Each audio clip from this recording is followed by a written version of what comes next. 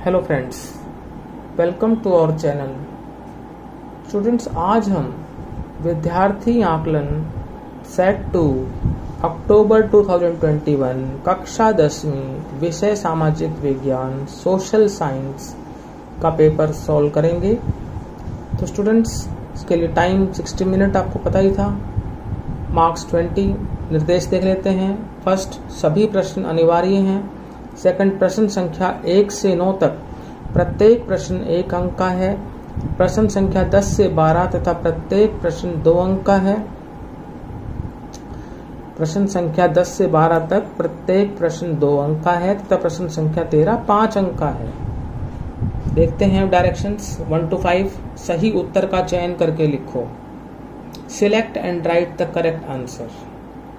Question number 1 है, वस्तुओं के बदले वस्तुओं के आदान प्रदान की व्यवस्था कहलाती है। ए, एक्सचेंज सिस्टम, बी, वस्तु विनिमय प्रणाली, सी, मौद्रिक प्रणाली और डी, क्रेडिट प्रणाली। System of exchanging goods for goods is called A, exchange system, B, barter system, C, monetary system, D, credit system. तो स्टूडेंट्स, इसका करेक्ट आंसर है ऑप्शन बी, वस्तु विनिमय प्रणाली। वस्तुओं के बदले वस्तुओं के आदान प्रदान की व्यवस्था वस्तु विनिमय प्रणाली कहलाती है। क्वेश्चन 2, निम्नलिखित में से कौन मुद्रा को विनिमय के माध्यम के रूप में अधिकृत करता है? ए, केंद्र सरकार, बी, स्वयं सहायता समूह, सी, भारतीय रिजर्व बैंक, डी, भारत के राष्ट्रपति। Which of the following authorizes money as a medium of exchange? A, the central government, B, self-help groups, C, Reserve Bank of India, D, President of India। तो students, निम्नलिखित में से भारतीय reserve bank मुद्रा के विनिमय के माध्यम के रूप में अधिकृत करता है। करेक्ट आंसर है आपका भारतीय reserve bank, option C right है। नाउ क्वेश्चन 3, बैंक कर्ज नहीं देते। ए, सीमांत किसानों के लिए, बी, उद्योगपतियों के लिए, सी, उचित वित्तीय सुरक्षा और दस्तावेजों के बिना और डी, छोटे किसानों के लिए। Banks do not give loans. A, to marginal farmers, B, to industrialist, C, without proper collateral and documents, D, to small farmers। तो स्टूडेंट्स, बैंक कर्ज नहीं देते उचित वित्तीय सुरक्षा और दस्तावेजों के बिना, ऑप्शन सी जो है वो आपका करेक्ट है। Now see question number 4, Bharat में कौन सा प्राधिकरण करेंसी नोट जारी करता है? ए, भारतीय रिजर्व बैंक, बी, भारतीय state bank, C, Punjab national bank, D, Canara bank. In India which authority issues currency notes?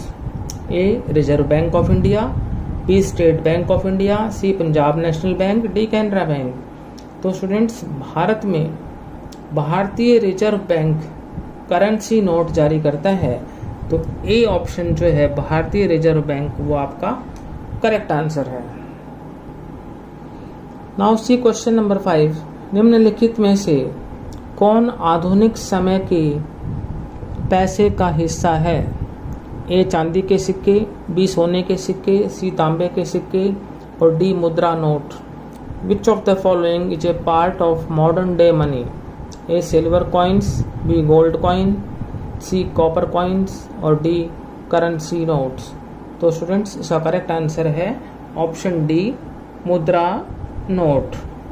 मुद्रा नोट आधुनिक समय के पैसे का हिस्सा है। नाउ क्वेश्चन 6, मुद्रा का प्राथमिक कार्य क्या है? What is the primary function of money?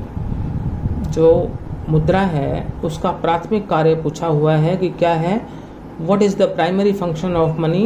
And that is विनिमय का साधन। मुद्रा का प्राथमिक कार्य है विनिमय का साधन। नाउ क्वेश्चन 7, स्वयं सहायता समूह जिन्हें कहते हैं सेल्फ हेल्प ग्रुप्स, SHGS का मुख्य उद्देश्य क्या है? What is the main objective of self help groups? तो स्टूडेंट्स, स्वयं सहायता समूहों का जो है मुख्य उद्देश्य है ग्रामीण क्षेत्र ऑब्लिक महिलाओं को आर्थिक रूप से आत्मनिर्भर बनाना। नाउ क्वेश्चन 8, जब नकद के बदले चेक द्वारा भुगतान किया जाता है तो उसे क्या कहते हैं? When a payment is made through check instead of cash, what is it called? इसे क्या कहा जाता है? तो स्टूडेंट्स, इसे कहा जाता है ऐच्छिक भुगतान। जब नकद के बदले चेक द्वारा भुगतान किया जाता है तो उसे क्या कहते हैं? ऐच्छिक भुगतान।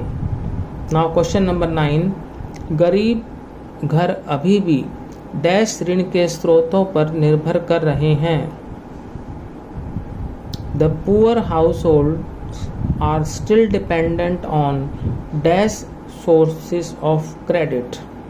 तो जो गरीब घर हैं वो अभी भी अनौपचारिक ऋण के स्रोतों पर निर्भर कर रहे हैं। अनौपचारिक का मतलब इनफॉर्मल। फिर हम आते हैं आपके क्वेश्चन नंबर 10 पर। आधुनिक मुद्रा के दो रूप कौन से हैं? What are the two forms of modern currency? तो स्टूडेंट्स, आधुनिक मुद्रा के दो रूप हैं, नंबर 1 वास्तविक और नंबर 2 ऐच्छिक। तो आधुनिक मुद्रा के दो रूप पूछे गए हैं, 2 forms of modern currency पूछे गए हैं। वो है फर्स्ट आपका वास्तविक और सेकंड है ऐच्छिक। नाउ क्वेश्चन नंबर 11, आवश्यकताओं के दोहरे संयोग से आप क्या समझते हैं? What do you understand by the double coincidence of wants? आवश्यकताओं के दोहरे संयोग से आप क्या समझते हैं?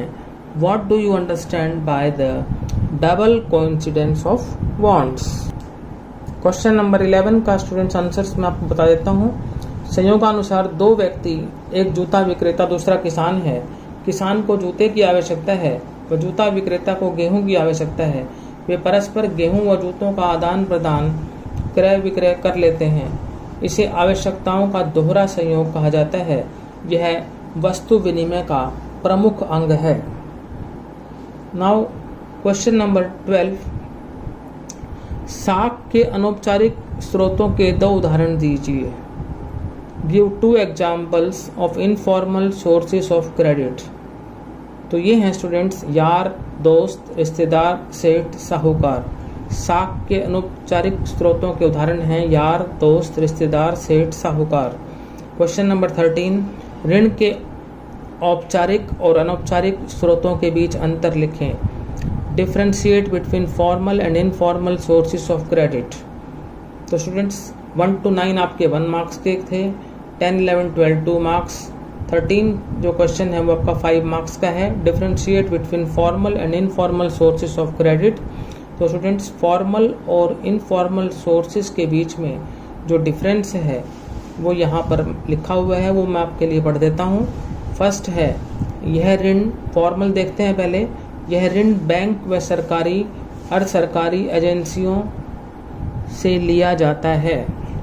फॉर्मल में फर्स्ट पॉइंट है यह ऋण बैंक व सरकारी अर्ध सरकारी एजेंसियों से लिया जाता है। इनफॉर्मल में देखते हैं फर्स्ट पॉइंट, यह सेठ, साहूकारों, मित्रों, सूदखोरों, रिश्तेदारों से लिया जाता है। फॉर्मल में सेकंड पॉइंट, ऋण कागजात की जरूरत होती है। नंबर 2, इनफॉर्मल में ऋण शर्तें कठोर होती हैं। अब फॉर्मल में थर्ड पॉइंट, ब्याज दर कम होती है। इनफॉर्मल में थर्ड पॉइंट, ब्याज दर अधिक होती है। तो स्टूडेंट्स, ये ऋण के औपचारिक और अनौपचारिक स्रोतों के बीच अंतर थे। 3 पॉइंट्स यहाँ पर लिखे हुए हैं। फॉर्मल और इनफॉर्मल में आपके लिए डिफ्रेंशिएट किया गया है कि differentiate between formal and informal sources of credit. तो ये था आपका differentiate between formal and informal sources of credit. तो स्टूडेंट्स, आज हमने क्लास 10 सोशल साइंस का पेपर सॉल्व किया। यदि आपको हमारा वीडियो अच्छा लगा तो इसे लाइक करें, शेयर करें और हमारे चैनल को सब्सक्राइब करें। Thank you.